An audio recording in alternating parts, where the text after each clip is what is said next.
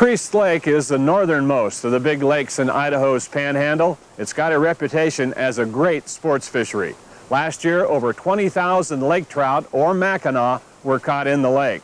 In our next story, we'll try our luck.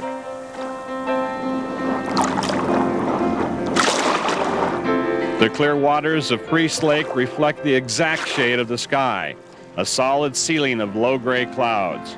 The wind is barely stirring as the boat leaves the dock, a hopeful sign that the weather will hold. The only time the weather really starts bothering us is if it gets real windy, and like where we're fishing now, I want to be real concentrated on where I fish. I know how far off the shoreline I have to be. I know what area of the lake I need to be in.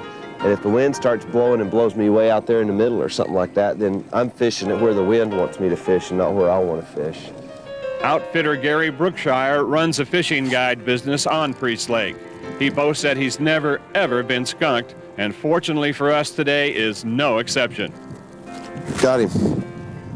A lot of excitement. I mean, you hook up a big fish up here, you know, a 25-pound fish, you'll have him on the line for 30 minutes or so, and it's just a straight up and straight down pull. They like it down where it's deep and cold. They don't like to come up. When you first turn one of these fish up after you hook him up, he turns right tail to the sky and tries to swim back down. Okay, here he comes.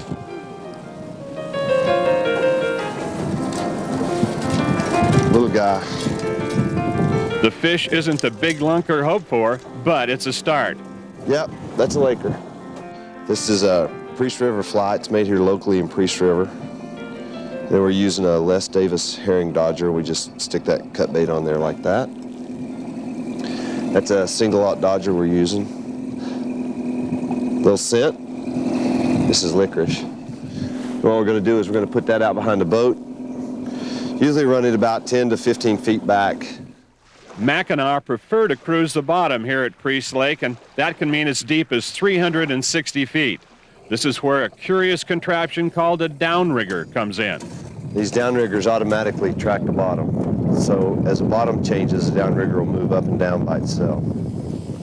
If they're deep, we can work them deep. If they're up shallower, of course, meaning shallow, I'm meaning 110 feet. So we can fish that. We've been doing real good in here the last couple of days, had some real nice fish up in the 10, 12 pound range. So we're gonna give that a shot. For the guests, it's relaxing, rocking gently in a boat surrounded by the scenic Selkirk Mountains.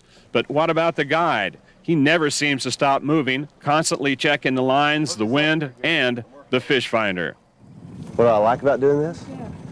Well, I get to spend about 200, 220 days outside.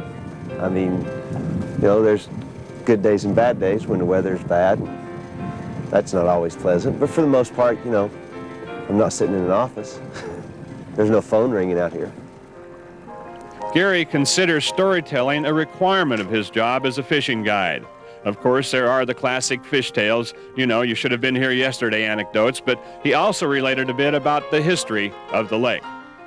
The legend goes that a missionary was crossing the lake for a meeting with a tribe of Native Americans when a storm came up, capsizing his boat and drowning him. The Indians then referred to the lake as Kaniksu, which translates to Black Robe in English. Then, when a railroad was built in the area in 1890, it was renamed Priest Lake. I've fished people from all 50 states. I've had people on here from Australia, New Zealand, Japan, China, Canada, France, England, Sweden. You know, you get a good mix of people.